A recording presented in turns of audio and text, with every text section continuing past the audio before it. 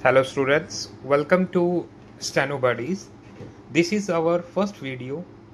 We will provide you all the volume of Kailash Chandra which will help you in every exam.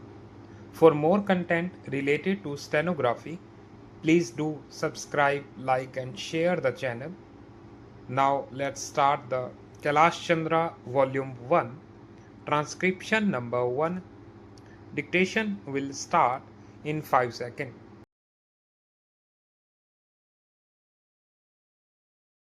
Now, Sir, Honorable Members will recall that the bill was introduced in the House of the People on the 2nd September 1953. It has had a long history and in one form or another. It has been before the public since the end of 1949 in the statement of objects and reasons, the various stages through which the bill has passed since 1946 have been summarized, and I need not recapitulate on this occasion the circumstances in which the then Government of India took the decision in early 1946 to initiate an inquiry into the reform of our company law. I would remind honorable members that between 1946 and 1948 the entire field of company law was carefully reviewed by two distinguished company lawyers who were appointed to recommend the broad lines on which the present Act should be revised. Their recommendations were examined in the then Ministry of Commerce, and certain tentative departmental views which emerged were circulated in a comprehensive memorandum to all recognized trade and industrial associations, bar associations, the high courts, and the state governments. That brought us to the end of 1949. Many representations on this memorandum were duly received from chambers of commerce, trade and industrial associations, state governments, and the general public. At the end of 1950, the Government of India appointed a committee under the chairmanship of Shri Baba to go into the entire question of the revision of the Companies Act, with particular reference to its bearing on the development of trade and industry in this country. This committee examined a large number of witnesses in many parts of the country and submitted its report in March 1952. This report again was circulated to all state governments, chambers of commerce, trade associations, high courts, and many other bodies. At the same time, a special officer was appointed in the Department of Economic Affairs, Ministry of Finance, to examine the report in the light of the views received from the interested public and to submit proposals to government for the revision of the present act.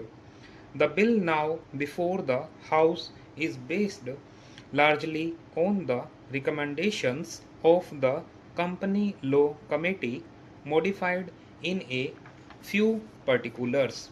Honorable members will notice that so far as public relations go, the bill has covered adequate ground. In a measure like the Companies Bill, however, which covers the entire field of the operation of joint stock companies, the limits of consultation and discussion can never be exhausted, and I would like to inform honorable members that although the bill was introduced in Parliament over 7 months ago, our officers have been engaged throughout this period in further studies and informal discussions with the interests concerned, and on occasions I have also participated in such discussions. I have also given some further thought to some of the issues arising out of the bill, and I propose at the appropriate stage to bring before the select committee any changes in the provisions of the bill which seem to me to be worthy of consideration in the light of this further examination. No honorable members will have noticed that the bill contains 6 clauses and 12 schedules.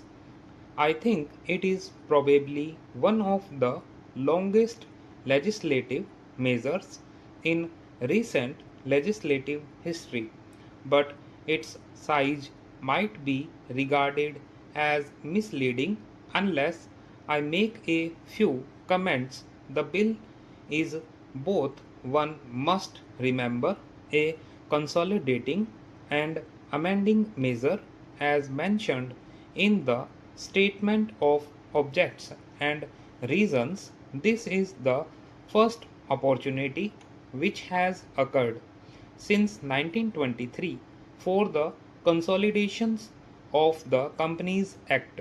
Advantage has been taken of this opportunity to redraft several long and complicated sections in the present Act which have been split up into a large number of clauses.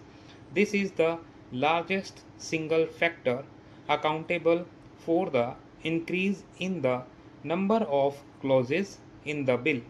New clauses embodying substantial changes in the present law would hardly constitute more than a small fraction of the bill. I would also draw attention to the structural changes in the bill to which a reference has been made in the statement of objects and reasons. The redraft of the bill and the rearrangement of the existing chapters in the Companies Act in a more logical order have, I think, resulted in a noticeable improvement in the form of the bill, and I hope will facilitate better understanding and appreciation of the scheme.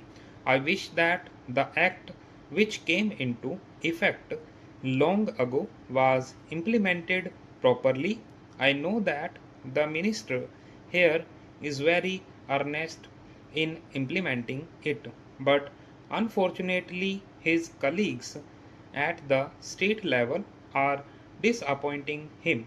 Unfortunately, no steps have been taken for trimming or toning up the administration at the state level, and at the district level they have to be taken immediately.